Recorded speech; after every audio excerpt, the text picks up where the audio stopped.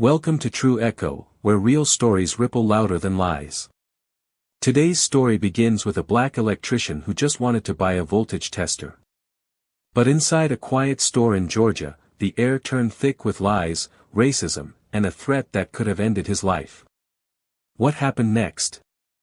Let's just say justice didn't wait for the courtroom. Terrence Braxton didn't expect trouble. He never did. It was just another Saturday morning in Macon, Georgia, hot, humid, and already crawling with the buzz of weekend errands. Terrence had a job lined up that afternoon, something simple, a panel replacement over on Holt Avenue, and just needed a few tools to get through the week. Brookshire Tools off Eisenhower Parkway was the spot. Old school, no nonsense, shelves of coiled extension cords and handwritten signs. It felt honest in a way that big box stores didn't. He pulled into the parking lot, checked his phone for the list he'd scribbled earlier, voltage tester, maybe Romex if it was on sale, and stepped inside. The air was thick with motor oil and sawdust, and the familiar scent grounded him. He nodded to the man behind the counter, offered a polite smile, and moved straight to aisle 4. That's when he felt it. The eyes. Off to the side, barely in his peripheral vision, stood an older couple. The man, sun-leathered and heavy around the jaw, leaned just enough to signal attention. The woman beside him clutched her purse like it was her last dollar. No cart. No tools in hand. Just watching. Terrence didn't flinch. He'd seen this dance before. He picked up a mid-range Klein voltage tester and compared a few brands. The couple stayed rooted. When he moved 3 feet to the left, so did they. He ignored it. Tried to, anyway. Maybe they're lost, he thought.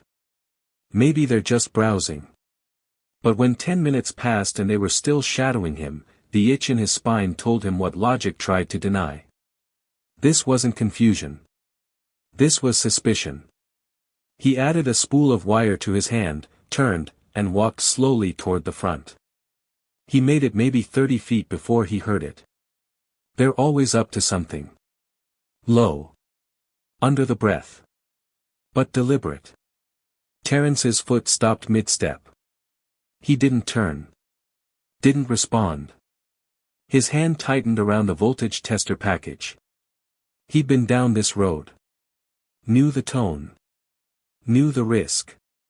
Keep walking. Don't escalate. Another step. Another breath. Then, louder this time, the woman's voice cut the air. There he is. That's him. I saw him put something in his pocket. Terrence turned. Calmly. Controlled. His t-shirt clung to his chest. No jacket. No coat. No pockets. I didn't take anything, he said, voice firm but quiet. You got a drill bit in your coat, she shrieked. I'm wearing a t-shirt. A cashier, a young woman named Maribel, stood frozen behind the counter. A few customers looked up, some confused, some amused, some pulling out their phones. And then the man stepped forward. You think you can just walk out after threatening my wife? I never said a word to her, Terrence said, arms out. A beat passed. She's lying, said a voice from near the paint aisle. A man in a baseball cap, mid-40s, was recording. He's been here the whole time. She's switching stories. Mind your business, the woman snapped. No, said another voice, a woman with silver braids and an apron, standing further down. You made it my business the moment you yelled like that. And I don't like liars. The man, Stuart, stepped closer. His face was red. Breathing uneven. You're not walking out of here unless it's in cuffs, or a body bag. That stopped everyone cold. Phones were already filming. Maribel's hand hovered under the counter near the panic button. Terrence's eyes didn't leave Stuart's face. I don't want trouble, he said, loud enough for everyone to hear. You people think you can do whatever you want, Stuart hissed. The crowd tightened. The threat hung in the air like static. Terence didn't blink. I came here to buy tools. That's it. You looked at my wife like a damn criminal. I looked at her because she was following me. You were acting suspicious. I was reading product labels. You stole it. Terence pointed to his shirt again. Check the cameras. I have nothing on me. I don't need cameras when I've got eyes, Stewart barked. That's when Dennis, the assistant manager, limped out from the back, clipboard in hand. What's going on? The story came tumbling out, twisted and loud from Delilah's mouth. Threats. Theft. Danger. Dennis turned to Terence, then to the other customers. Did he threaten anyone? Nope, the man in the bald cap said. Got it all on video. I was here, the woman with the braids added. He didn't do anything but defend himself. Dennis nodded slowly. We'll check the footage. But then, sirens. Close. They sliced through the tension like a blade, heading for the lot. Terence took another half-step back, not retreat, just space. Because he knew how this could flip. One move. One twitch. And none of this would matter. Delilah turned to Maribel, shrill now. Call the police. He followed us. He threatened me. Maribel didn't speak. But her eyes were locked on Stewart's hand, hovering near his coat. Terence saw it too. What's in your jacket? He asked. Stewart didn't answer. What's in your jacket? He repeated. Stewart growled. None of your business. You said I wasn't leaving unless it was in cuffs or a body bag, Terence said, voice flat. You better mean that metaphorically. I mean what I say, Stewart said. Dennis stepped in. Sir, I'm going to ask you clearly. Do you have a weapon? You don't have to answer that, Delilah snapped. But we've got cameras, Dennis replied. And witnesses. I don't have to answer anything. Stewart barked. That's when Terence spoke again. You tried to scare me. Then you tried to flip it when I didn't react. But the problem is, people are watching now. Stewart didn't flinch. You should have left. I came here to shop. Maribel whispered something to Dennis. He nodded. The sirens stopped outside. Tires. Car doors slamming. 2 officers stepped in, alert, but calm. What's going on? Delilah exploded, pointing. That man. He threatened us. He has something on him. I don't, Terence said. Check me. Check the footage. The man in the cap raised his phone. I've got video. He didn't do a thing. The woman with the braids added, they followed him. Then tried to turn it on him. Dennis said, we've got it all on camera. One of the officers nodded. Let's review it. But as Dennis moved toward the back, Stewart muttered again, loud enough for Terence to hear. You'll regret this. Terence didn't blink. But he knew something wasn't finished. Not yet. The atmosphere inside Brookshire Tools was tighter than a live wire. The officers exchanged glances, clearly aware they'd walked into more than just a noise complaint. One officer, a lean man with a square jaw and cool demeanor, stayed near Delilah, while his partner, broader, darker, with tired eyes, stepped toward Terence. We're going to review the footage, he said. Just stay put for now. I'm not going anywhere, Terence replied, his hands still loose and visible at his sides. Delilah's voice climbed a few decibels. What do you mean review the footage? He's dangerous. He was circling us, following me. No, ma'am, said the woman with the silver braids, stepping forward. You were following him. I was there from the gardening aisle. You switched your story at least 3 times. Delilah spun on her. You don't know what you saw. The woman folded her arms. I know what I heard. You called him a thief, then said he threatened you. Then said he followed you. You keep changing your mind. The officer near Terence glanced toward Dennis, who was returning with a flash drive in hand. Got the last 25 minutes from every aisle. We'll pull it up in the back.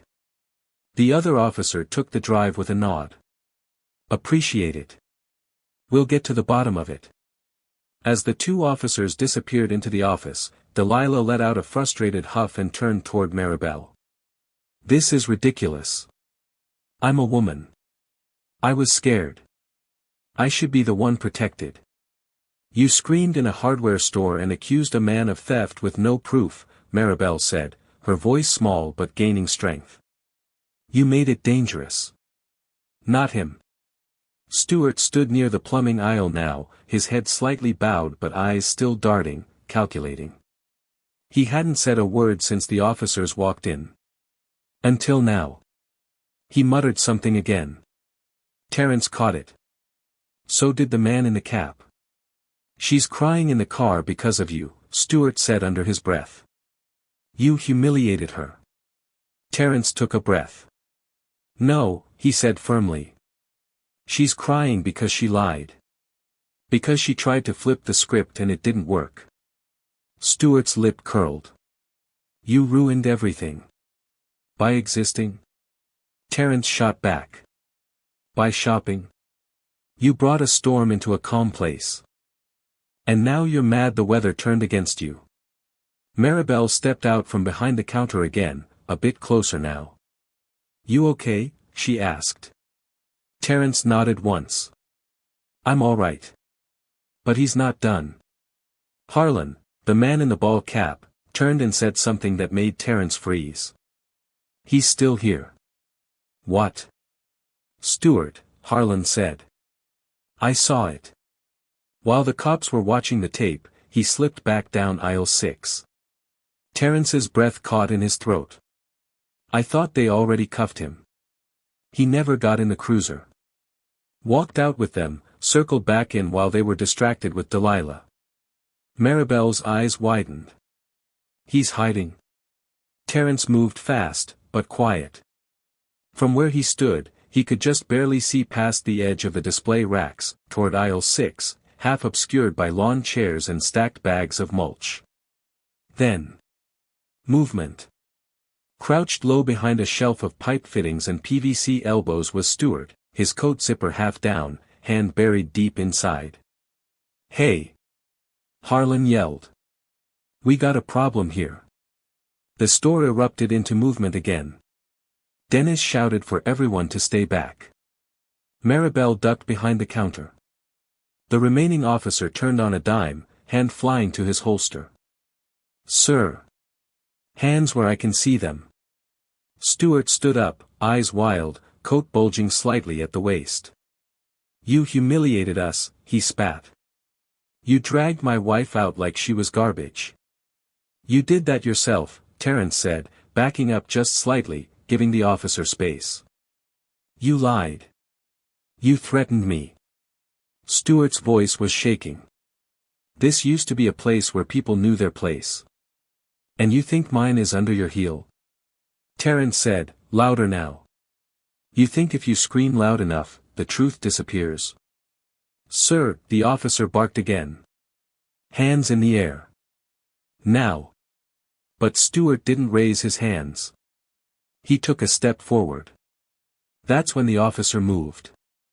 In a blur, he closed the gap, twisted Stuart's arm behind his back in a clean takedown maneuver.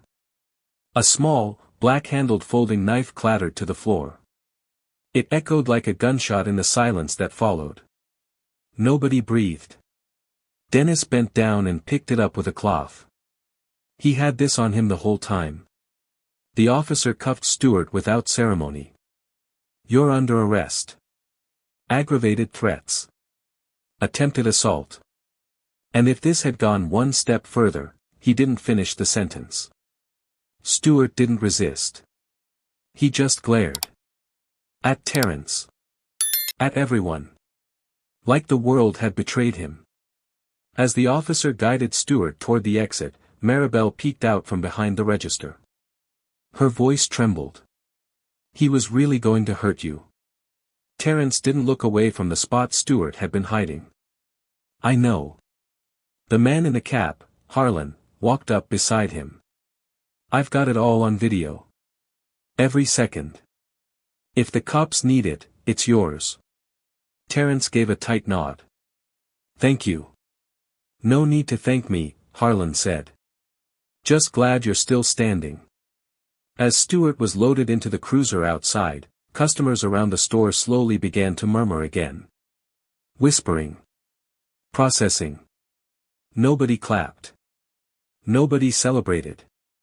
They just watched, stunned. Terence finally walked back toward the counter and placed the voltage tester down. If it's all right, he said softly. I'd still like to buy this. Maribel rang it up without saying a word. Then handed him the receipt with both hands.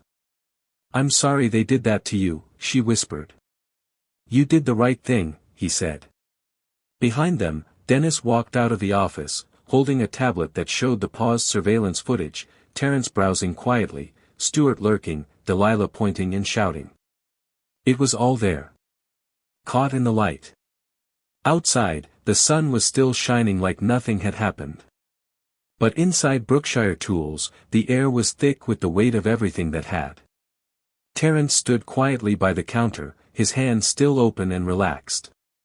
He didn't want anyone, even now, to mistake his calm for consent or silence for weakness. Maribel stepped back from the register after handing him the receipt, her hands trembling slightly. Dennis, watching from the office door, gave Terence a slow, deliberate nod. Respect. Recognition. Are they pressing charges?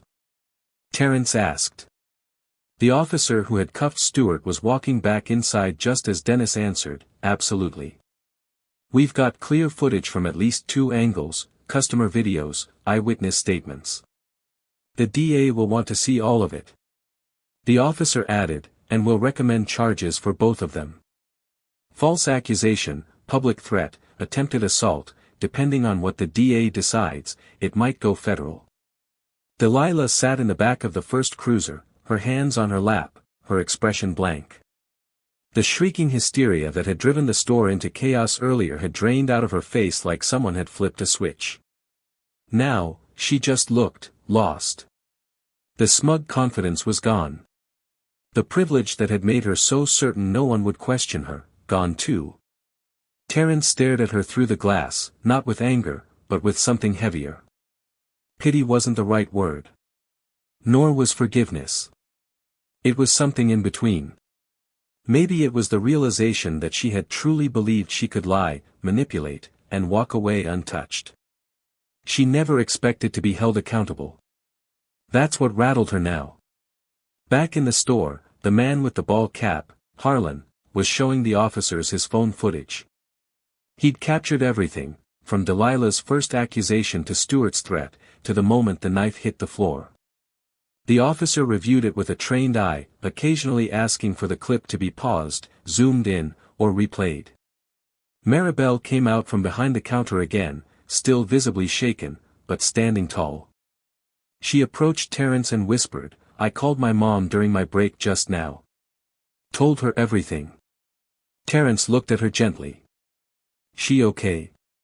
She cried, Maribel said. But she told me she was proud. Said I did the right thing. You did, Terence said, voice low but strong. You were brave. Maribel nodded. I wasn't at first. When they started screaming, I froze. But then he said that thing, about the cuffs or the body bag. That's when I hit the panic button. I knew it wasn't just talk. Dennis stepped closer, hearing that part. You probably stopped something terrible from happening. She just stood her ground, Harlan added. Didn't get swept up in it. That matters. The officer returned the phone to Harlan. We'll need you to make a statement. Of course, Harlan replied. Whatever's needed. Terence exhaled deeply.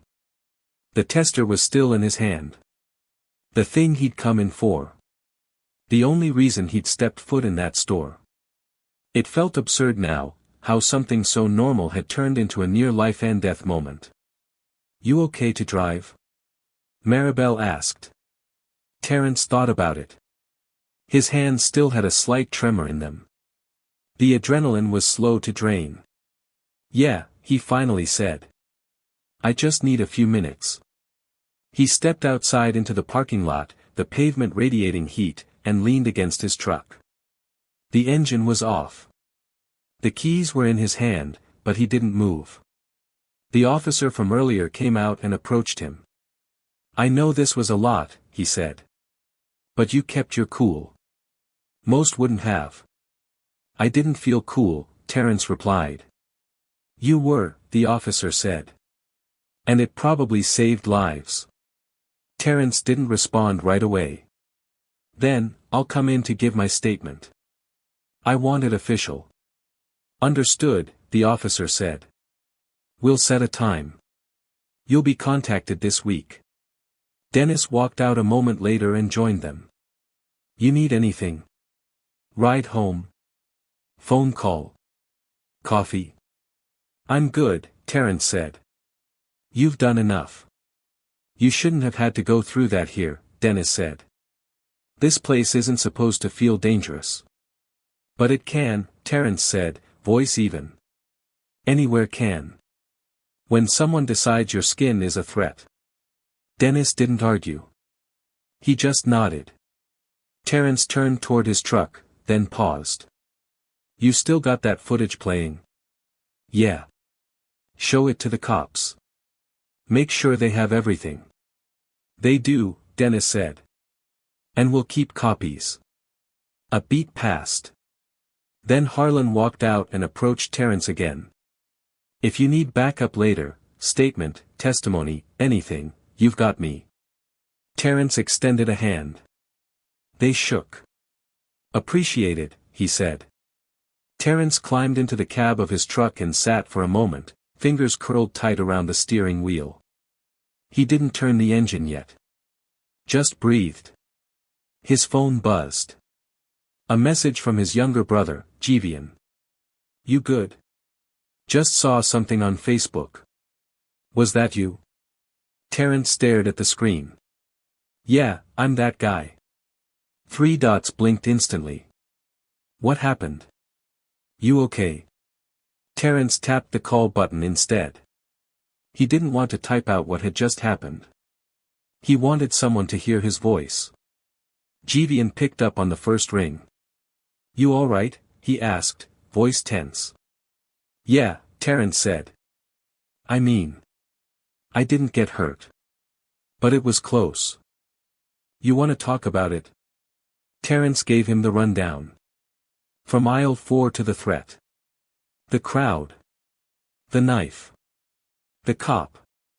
At one point, Jivian didn't say anything for almost 30 seconds. Then he muttered, "Jesus."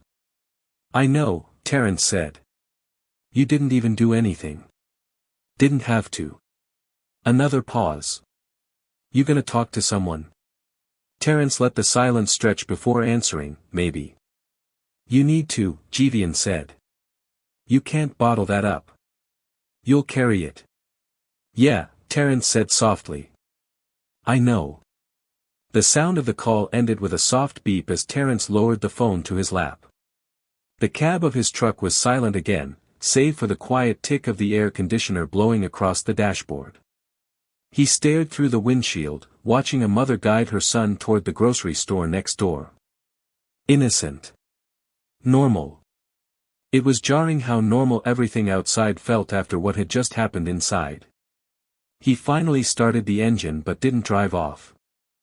Instead, he let the truck idle as he pulled up his social media app. He wasn't planning to post. Just scroll.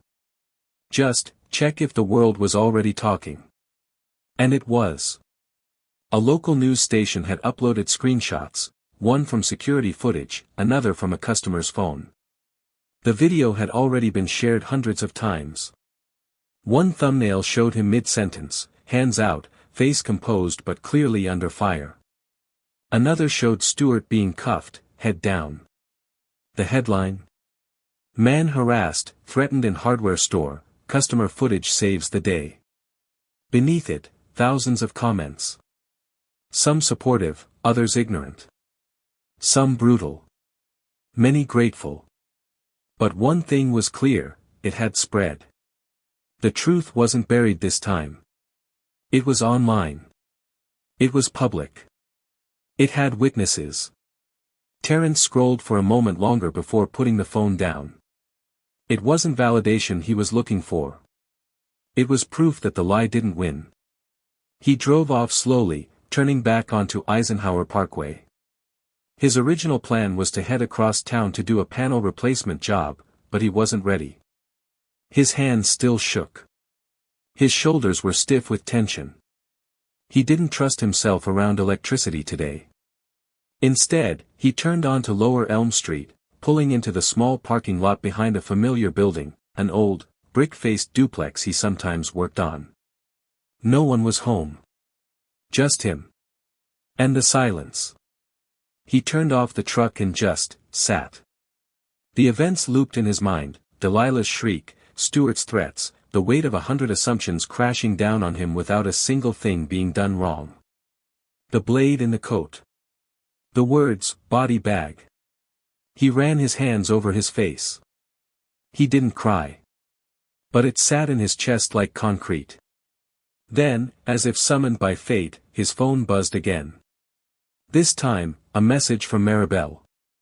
At Maribel_journalist, "Hi, it's me. Just wanted to check on you. Are you okay?" He stared at the screen for a moment. Then typed back. "Not yet. But I will be." She replied just 2 minutes later. "You did everything right. We all saw it." Terrence didn't respond, but he stared at her words. Read them twice. Then, almost without thinking, he opened his laptop in the passenger seat and clicked open the webcam. He wasn't the kind of man who posted videos. He didn't do long rants or emotional speeches. But something in him felt heavy enough to push through. He hit record. The red dot blinked. And he spoke. No script. No edits. Just the truth, he began, voice steady but low. "My name is Terrence Braxton. I'm 34. I'm an electrician. Yesterday I went into a hardware store to buy a voltage tester. Simple errand. Nothing unusual. But I left that store knowing I almost didn't walk out at all." He paused. Took a breath. "2 people decided I looked suspicious. Decided I was a threat. And within 10 minutes, I was being accused of theft, of stalking, of violence. None of which I did. All of which could have gotten me killed." He looked into the camera now, straight and unapologetic. "They screamed, and they lied, and they pointed. And it almost worked, because they were loud and I was black. That's the only reason. And if I had moved wrong, flinched, if my tone had shifted even slightly, I could be dead right now. And people would be reading a different headline." His eyes flicked slightly, but he kept going. "I'm not posting this for sympathy. I'm not posting it for likes or shares. I'm posting it because this happens more than you think. And usually, there aren't witnesses. Or video. Or people brave enough to speak." He paused again, letting the silence say what words couldn't. But this time, there were. A cashier named Maribel. A customer named Harlan. A woman I didn't catch the name of, but she had silver braids and the courage to speak when it counted. They didn't just record. They told the truth. He leaned forward slightly. "This isn't about one man in one store. It's about a pattern. A sickness. And how we treat people based on the stories we tell ourselves before we even speak." The red light blinked in the corner of the screen. Terrence stared into it for a long moment. Then ended the video. He uploaded it without editing. Titled it, "What Happened to Me at Brookshire Tools." Then he sat back in the truck and stared at the sky. He didn't expect anything to come of it. But by morning, it had over 12,000 views. By late afternoon, nearly 300,000. By the time Terence woke the next morning, the video had crossed 500,000 views. His inbox was flooded. Messages from friends he hadn't spoken to in years. Messages from strangers. A few from local reporters asking for interviews. But what struck him more than anything were the personal ones, notes from people who had lived through something similar. Quiet injustice. Silent stares. Explosive moments that were one wrong breath away from disaster. One message, in particular, hit him hard. My son is 17. He looks like you.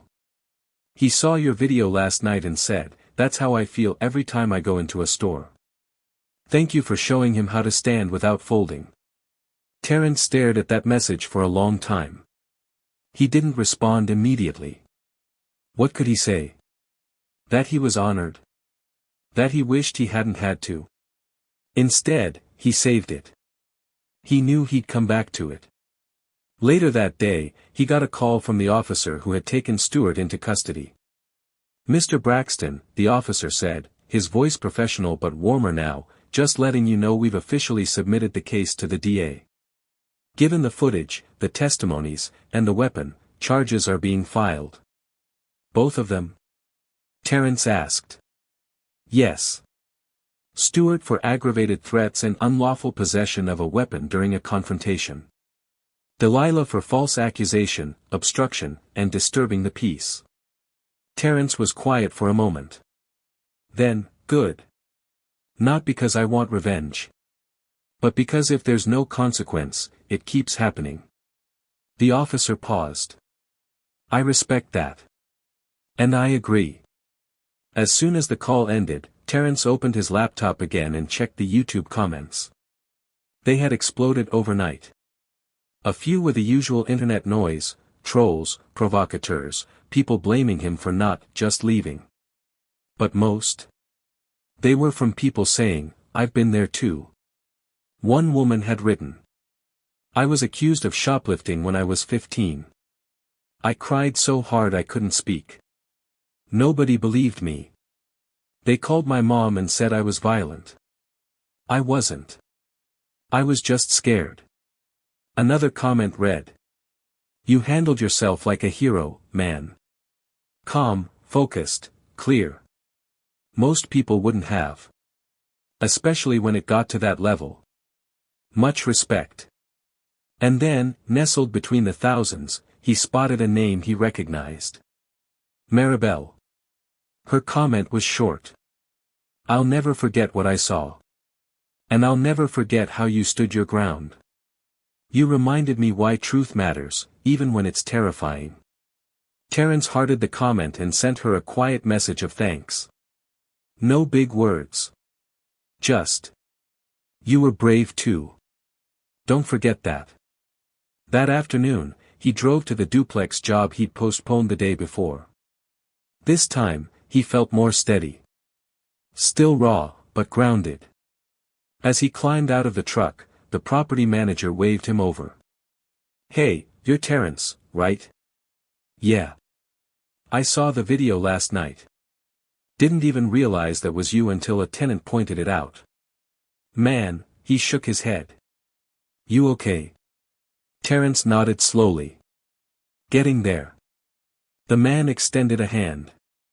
"Well, just know we've got your back here. If you need anything while you're on site, just ask." Terence took the handshake. Gripped it firmly. "Appreciate it." He spent the next few hours quietly working through the panel replacement, letting the rhythm of his craft clear the static in his mind. Wire by wire, connection by connection, he began to feel more like himself again. Until his phone buzzed again, this time from Harlan. A simple text. "You see the sheriff's press release?" Terence hadn't. So he opened his browser, searched, and there it was. Macon Bibb Sheriff's Office Statement, July 6, 4:12 p.m. Following a thorough investigation into an incident at Brookshire Tools, we are confirming that charges have been filed against two individuals, Stuart and Delilah Kimbrough, after multiple eyewitnesses, customer-recorded videos, and store security footage revealed a targeted and racially motivated confrontation against an innocent customer. We thank the individuals who spoke up in defense of truth and safety. This case will be prosecuted to the fullest extent of the law. Terence read the statement 3 times. Then he closed his eyes. It had happened. They weren't brushing it under the rug. They were saying it out loud. He messaged Harlan back. "Yeah. I saw. Thank you for everything, man." A few seconds later. "Anytime. Seriously. Let me know if they try anything later. We're watching now." And that sentence, more than any sheriff's statement, made Terence exhale the breath he didn't know he'd been holding. They were watching. Not just the authorities. The people. People were finally watching. 3 days later, Terence was standing in front of a crowded town hall podium. He hadn't planned to be there. In fact, when the city council first reached out asking if he'd be willing to speak at a local community discussion on race, accountability, and public safety, he'd hesitated. He wasn't a politician. He wasn't a preacher. He was an electrician. But then he thought of Maribel. Of Harlan. Of the woman with the silver braids whose name he still didn't know. Of all the strangers who didn't stay silent. And finally, he said yes. The room was packed. Not just with activists and officials, but with regular people, shopkeepers, college students, delivery drivers. Some had seen the video. Some had just read the story. Some just came to listen. When Terence stepped up to the mic, the murmur in the room quieted instantly. He looked down at the index card in his hand, then back up at the crowd. He didn't read from it. "I didn't come here today to make a speech," he began. "Because I'm not a speaker. I fix things for a living. Electrical stuff. Messy wiring. Panels that spark when they shouldn't. Problems with solutions." He paused. The room was so silent you could hear a phone vibrate from the back row. "But the problem I walked into at Brookshire Tools, it wasn't a wiring issue. It wasn't a short circuit. It was something deeper. It was fear. Assumption. And the belief that someone's word means more just because of how they look." He glanced around the room, locking eyes with a few faces. If you've ever been followed in a store, you know what I'm talking about. If you've ever had to keep your voice calm while your heart is racing, just to survive a lie someone's shouting, then you know. A soft murmur rippled through the crowd. Not loud. Just acknowledgement. And if you've ever had to decide in a split second whether to fight for your dignity or stay quiet to stay alive, then you know exactly how much that costs. He gripped the podium slightly. "I stood my ground that day. Not because I'm brave. Not because I wasn't scared. I was. But because I've got a niece. And a brother. And friends who've been through worse. And I needed them to see that you don't always have to swing to win." A beat. He looked down, then back up. You can hold your ground without raising your voice. You can demand truth without starting a fight. But you can't be silent. Not anymore. There was a long pause. Then someone stood and clapped. Then another.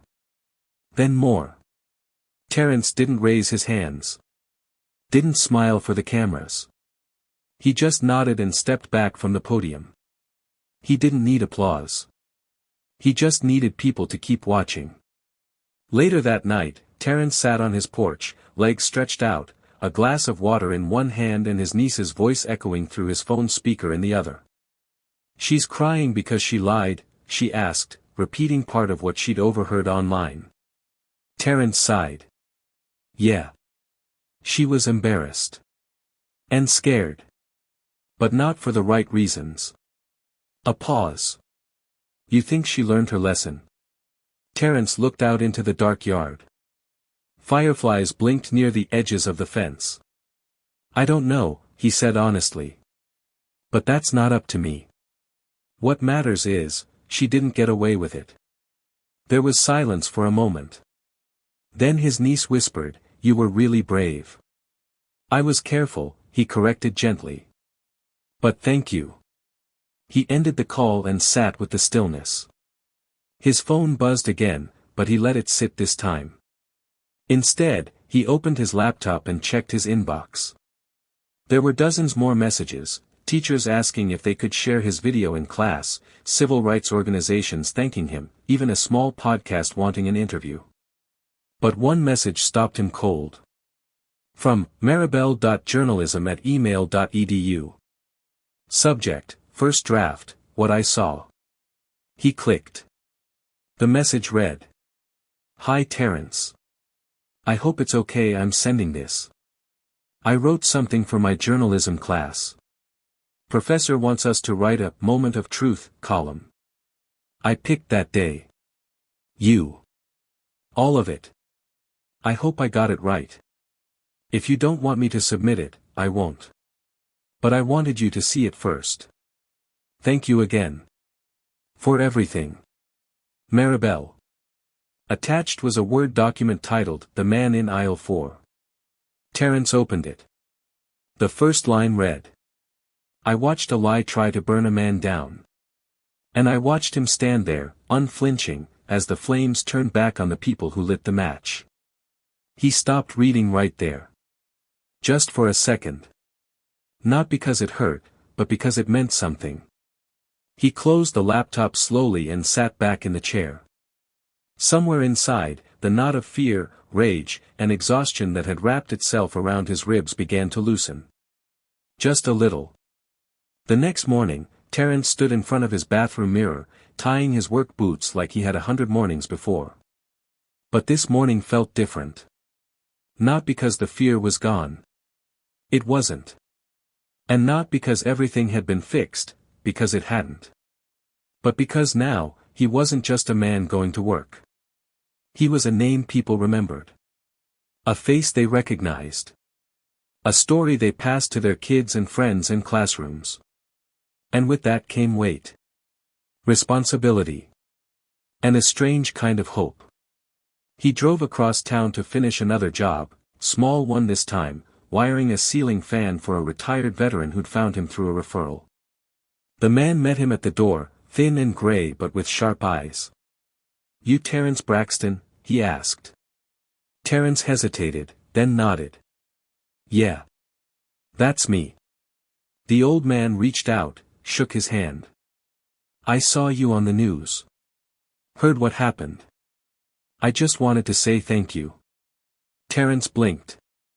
"Thank me?" "For not losing your cool," the man said. "We need more of that. And for reminding people that not everyone's going to stay silent when they see injustice." Terence gave a small nod.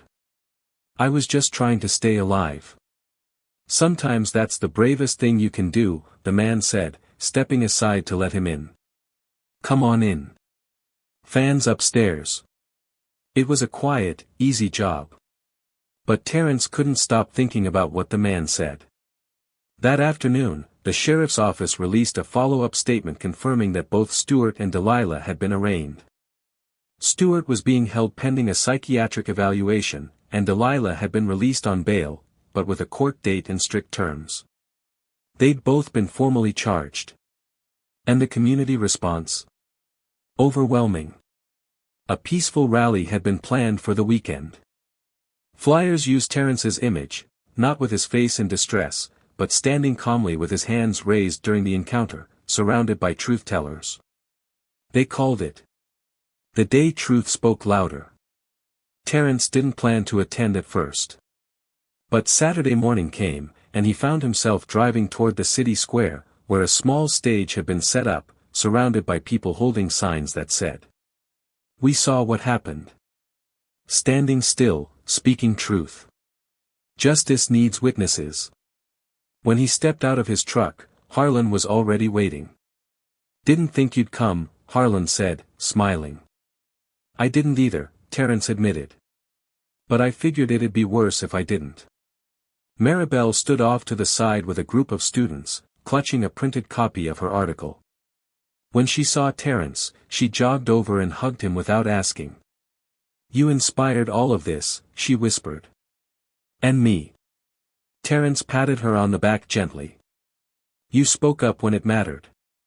You don't know what that means. She nodded, pulling away. A local pastor stepped up to the mic and began to speak. He didn't call out Stuart or Delilah by name. He didn't need to. Instead, he told the story of a man who didn't flinch. A store full of strangers who became a community. And a lie that didn't get the last word. When the mic was offered to Terence, he hesitated, then stepped up. He didn't speak long. Just enough. I didn't stop what happened that day, he said. None of this is about me being a hero. What stopped it, what saved it, was people deciding they weren't going to stay quiet. He paused. We say it all the time, see something, say something. But most people freeze. Most people stay silent. That day, you didn't. He looked at the crowd. You changed how that story ended. And maybe next time, someone else will remember this moment and do the same. A round of applause swept over the square. Not roaring. But real. The kind that comes from people who mean it. As the sun lowered behind the buildings and the rally wrapped up, Terence walked to the edge of the park where his truck was parked. Before he could open the door, a girl, no older than 11, approached him holding her father's hand. Are you the man from the video? She asked softly. Terence crouched a little. Yeah. I am. She looked at him for a second, then said, my teacher showed us. She said you were brave. Terence smiled. I was careful. But thank you. The girl nodded, then asked, are you okay now? He didn't lie. He thought about it. Then he said, I'm getting there. But I think I will be. She smiled and hugged him quick before darting off.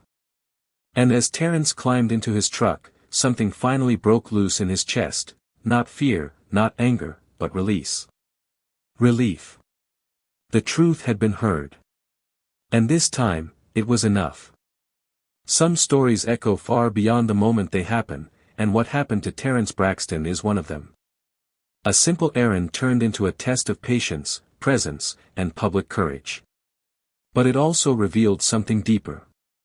That lies can be loud, but truth, when witnessed and repeated, is stronger.